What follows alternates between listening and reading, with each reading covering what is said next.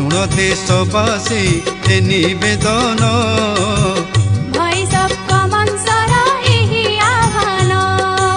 देश हित पाई मत दियो भाई देश हित पाई मत दियो भाई आम भारत हेब महान। आज्ञा नमस्कार। शुण देशवासी कार्यक्रम 14 अध्याय को आपण मानक स्वागत।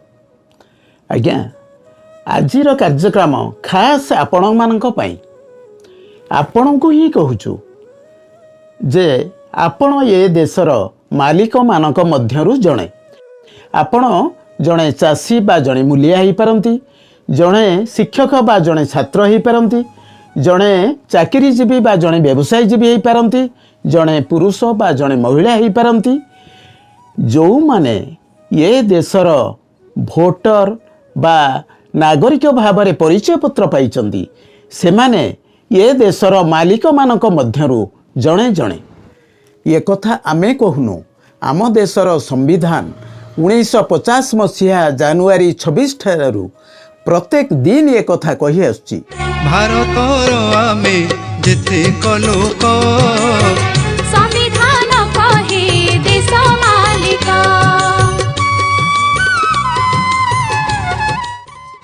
किंतु आमे निकटरे केतेक लोकंकु पचारिथिलु जे आपण ए देशर मालिक मानक मध्यरु जणे बोली निजको मने करंती कि आमे जहा उत्तर सुनिलु ताहा थिला अत्यंत नैराश्यजनक। अनेक लोक सेमानक मतामत रे कहिले आमे कि मालिक ये देशर नेता मंत्री सिना मालिक एमएलए एमपी ये सबु सिना रजा आमे आज्ञा जो प्रजा को सेई प्रजा। संविधानर पृष्ठा भल भाव पढ़ी बुझिले जेकोसी लोक अनुभव करिबे जे ये देशर जनसाधारण ही प्रकृत में ये देशर रजा। संविधानर व्यवस्था अनुजाई एमएलए एमपी बा तथाकथित क्षमतार थिबा नेता मंत्री माने हेउछंती आम जनसाधारण मानकर एजेंट बा प्रतिनिधि बा सेवक। किंतु वास्तव चित्र आज एते हताशाजनक होईछि जे कौनसी एमएलए बा एमपी निर्वाचित होला परे जनसाधारण पाखरे पहुँची केबे थरे भी कहंतिनी आपण माने प्रकृत रे ये देशर मालिक आउ आमे माने हेउचु आपणकर प्रतिनिधि बा एजेंट बा सेवक। सेही पई स्वाधीनतार 75 वर्ष बीतीगला परे भी लोक जानी पारु नाहंती से माने ये देशर रजा कि प्रजा।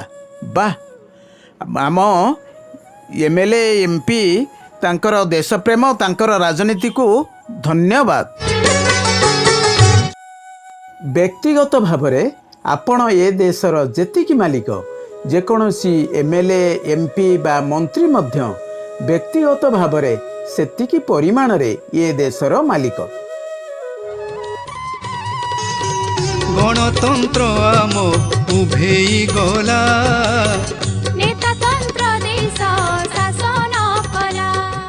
आमे जाहाकू एमपी एमएलए करूछु से माने केवल ये देश चलाइबाकू आमर एजेंट बा प्रतिनिधि से माने आमर रजा नुहंती। आमे ये देशर मालिक बोली आमर सचेतनता नथिबारु एवं केतेक एमएलए एमपी निजकू रजा एवं देशर जनसाधारण को प्रजा बोली भाबुथिबारु देश स्वाधीन हेबार 75 वर्ष परे भी आम गणतंत्र सफल होई पारुनी। राजतंत्र बदल रे नेतातंत्र केवल चलीछि। आज गणतंत्र दिवस काहींकी आमे पालन करिबा एक कथा पचारिले 100 रु 90 लोकंक मुहरे उत्तर आसुनी। यही अध्याय रे आगकू आमे संविधानर विधि व्यवस्था आपण को अति सरल भाव में अवगत कराइबु। एबे केवल संविधानर 2टी धारा कथा आपण को आउ थरे मने पकाई देउछि। संविधानर धारा 14 यही धारा हेउछि समानतार अधिकारर धारा बा राइट टू इक्वालिटी अर्थात भारतर सबु जनसाधारण हेउछंती नीतिगत आधार रे समान ଅର୍ଥାତ୍ ଶାସନ କଳ ସମସ୍ତ ଜନସାଧାରଣଙ୍କୁ ସମାନ ଦୃଷ୍ଟିରେ ଦେଖିବ। କିନ୍ତୁ ସ୍ୱାଧୀନତାର ପରେ ପରେ ସାରା ଦେଶରେ MLA MP ମାନେ ଏହି ଧାରାକୁ ହତ୍ୟା କରି ଶାସନ କଳ ଉପରେ ପ୍ରଭାବ ପକାଇ ନିଜ ଲୋକଙ୍କୁ, ନିଜ ପାଖ ଲୋକଙ୍କୁ ରାଜ୍ୟ ସମ୍ବଳ, ରାଜ୍ୟ ଶାସନରେ ବେଶୀ ଉପକୃତ କରାଇ ନିଜ ବିରୋଧୀ ପକ୍ଷର ଲୋକଙ୍କୁ ହଇରାଣ କରିବାକୁ ଅଘୋଷିତ ନୀତି ଚଳାଇ ଆସୁଛନ୍ତି। ଭଏସ୍ ଅଫ୍ କମନ୍ସର ଏହି ଆହ୍ୱାନ। ଏଥର ଆସନ୍ତୁ ଜାଣିବା ସମ୍ବିଧାନର ଧାରା 15। ଏହି ଧାରା ପକ୍ଷପାତିତା ନିଷେଧ କରିବାର ଧାରା ବା ପ୍ରୋଭିଜନ ଅଫ୍ ଡିସ୍କ୍ରିମିନେସନ୍, ଅର୍ଥାତ୍ ଶାସନ କଳ କାହାକୁ ପକ୍ଷପାତ କରିପାରିବ ନାହିଁ। କିନ୍ତୁ ଏଠି ପ୍ରତି ରାଜ୍ୟର MLA MPଙ୍କୁ ଦେଖିବେ, ଯିଏ ଶାସନ କଳର ଭାଗିଦାର ହେଲେ ସିଏ ବିଭିନ୍ନ ଆଳରେ ନିଜ ଦଳ ଲୋକ ଓ ଅନ୍ୟ ଦଳ ଲୋକଙ୍କ ଭିତରେ ପକ୍ଷପାତିତାର ବିଷ ମଞ୍ଜି ବୁଣୁଛନ୍ତି। ତେଣୁ ଏହି ଧାରାରେ ରାଜନୈତିକ ପକ୍ଷପାତିତା ଶବ୍ଦକୁ ଯୋଡ଼ିବାର ଆବଶ୍ୟକତା ପଡ଼ିଲାଣି। ଆମେ ଜନସାଧାରଣ ମୁହଁ ଖୋଲିଲେ ଏହି ପରିବର୍ତ୍ତନ ନିଶ୍ଚିତ ହୋଇପାରିବ। କିନ୍ତୁ କେବେ ଭାବନ୍ତୁନି ଆମେ କହିଲେ କ'ଣ ହେବ, ଆମେ ସବୁ ସାଧାରଣ ଲୋକ, ଆମେ ଏ ଦେଶର ମାଲିକ ନୋହୁଁ, ପ୍ରଜା। ଏଭଳି ଧାରଣା ମନ ଭିତରୁ ପୋଛି ଦେବା ପାଇଁ ଆପଣଙ୍କ ଭିତରେ ଏ ଦେଶର ମାଲିକ ଭାବରେ ଆତ୍ମବିଶ୍ୱାସ ସୃଷ୍ଟି କରିବା ପାଇଁ ଆମର ହେଉଛି ଏହି ଉଦ୍ୟମ। ଆମ ଦେଶ ଯେତେବେଳେ ପରାଧୀନ ଥିଲା ସେତେବେଳେ ଏମିତି ଛୋଟିଆ ଛୋଟିଆ ପ୍ରତିବାଦରୁ ଦିନେ ଗୋଟେ ବିରାଟ ସ୍ୱାଧୀନତା ଆନ୍ଦୋଳନ ଗଢ଼ି ଉଠିଥିଲା। ତେଣୁ ଯେଉଁଠି କିଛି ଆପଣ ଭୁଲ ଦେଖୁଛନ୍ତି ସେ ପ୍ରତି ଯେତିକି ସମ୍ଭବ ପ୍ରତିବାଦ କଲେ ତାହେଲେ ପୁଣି ଏକ ସୁନାର ଦୁନିଆ ସୃଷ୍ଟି ହୋଇପାରିବ ବା ଗୋଟେ ଶାନ୍ତ ଉନ୍ନତିଶୀଳ ସମାଜ ପୁଣି ଫେରିଆସିବ। ଗୋଟିଏ ସବୁଠୁ ଗୁରୁତ୍ୱପୂର୍ଣ୍ଣ କଥା ଓଡ଼ିଶାର ପ୍ରତ୍ୟେକ ଲୋକ ଜାଣିବା ବି ଉଚିତ। ନ୍ୟାସନାଲ୍ କ୍ରାଇମ୍ ରେକର୍ଡସ୍ ବ୍ୟୁରୋର ତଥ୍ୟ ଅନୁଯାୟୀ ଓଡ଼ିଶାରେ ଯେତିକି ଅପରାଧ ଘଟେ ମାତ୍ର 6% ଆସାମୀ ସେଥିରେ ଦଣ୍ଡିତ ହେଉଛନ୍ତି, ଆଉ 94 ଆସାମୀ ଖସି ପଳାଇ ଯାଉଛନ୍ତି। ଏହାର କାରଣ ହେଉଛି ଆମର ବିଚାର ବ୍ୟବସ୍ଥା ବା ତଦନ୍ତ ବ୍ୟବସ୍ଥାରେ ଗୁରୁତର ଅବହେଳା ବା ଫାଙ୍କ ଦୁର୍ବଳତା ରହିଛି। କିନ୍ତୁ ଆମର MLA MP କରୁଛନ୍ତି କ'ଣ? ସେମାନେ ତ ଲ ମେକର ନା, ଆଇନ କରିବାକୁ ଯାଇଛନ୍ତି। ସମାଜର ସମସ୍ୟା, ଅରାଜକତା ଏହା ବିରୁଦ୍ଧରେ ପଦକ୍ଷେପ ନେବାକୁ ଯାଇଛନ୍ତି। ସେମାନେ ଏଥିରେ ପ୍ରାୟତଃ ସମସ୍ତେ ନୀରବ।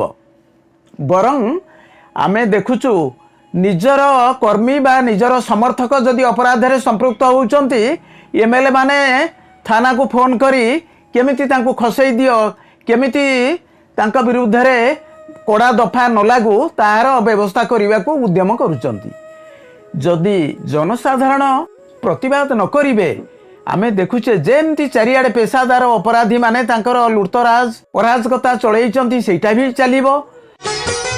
ଆମ ଦୁଃଖ କଥା ବୁଝନ୍ତିନି ନେତା, ଆମ ଦୁଃଖ କଥା ବୁଝନ୍ତିନି ନେତା, କେତେ ଦିନ ଆମେ ହେବା ମୌନ। ଶୁଣ ଦେଶବାସୀ ଏ ନିବେଦନ, ଭଏସ୍ ଅଫ୍ କମନ୍ସର ଏହି ଆହ୍ୱାନ। ବର୍ତ୍ତମାନ ସମୟ ଆସିଛି ଲୋକମାନେ ନିଜକୁ ରାଜ୍ୟର ବା ଦେଶର ମାଲିକ ବୋଲି ଅନୁଭବ କରନ୍ତୁ ଏବଂ ଯେତିକି ଆବଶ୍ୟକ ହେଉଛି ସେତିକି ପ୍ରତିବାଦ ନିହାତି କରନ୍ତୁ। ଶୁଣ ଦେଶବାସୀ ଏ ନିବେଦନ, ଭଏସ୍ ଅଫ୍ କମନ୍ସର ଏହି ଆହ୍ୱାନ। ଭଏସ୍ ଅଫ୍ କମନ୍ସ ପତ୍ରିକା ତରଫରୁ ଏହା ଥିଲା ଆଉ ଏକ ସଚେତନତା ଧର୍ମୀ କାର୍ଯ୍ୟକ୍ରମ। ଆପଣମାନେ ସଚେତନ ହେଲେ ହିଁ ଆପଣମାନଙ୍କର ଆମର ସମ୍ବିଧାନ ବ୍ୟବସ୍ଥା, ଦେଶର ଶାସନ ବ୍ୟବସ୍ଥା ଉପରେ ଜ୍ଞାନ ଆସିଲେ ହିଁ ଏ ଦେଶରେ ଗଣତନ୍ତ୍ର ସଫଳ ହେବ। ନହେଲେ ଆମେ ଜନସାଧାରଣ ସବୁବେଳେ ଏମିତି ପ୍ରଜା ହେଇ ରହିଯିବା, ଯେମିତି ଇଂରେଜ ଶାସନ ବେଳେ ରହୁଥିଲେ, ଠିକ୍ ସେମିତି आउ ए देशर नेता मंत्री एमएलए एमपी सबुबले सेमती रजा भलिया आम उपरे तांको क्षमता जाहिर करुथिबे। गणतंत्र आम उभेई गला नेतातंत्र देश शासन कला। आज जानुआरी 26 2023 मसीह आपण मानकु वॉइस ऑफ कॉमन्स तरफरु एतिकी निवेदन। ये वीडियो आपण को भल लगिले यह आपणकर सांग साथी सहयोगी मानकु शेयर करिवे एवं आपण आमर यह परे परे अनेक चेतनाधर्मी कार्यक्रम गुड़िक संपर्क में जानिबा पई आम चैनल को सब्सक्राइब करंतु। नमस्कार। शुण देशवासी ए निवेदन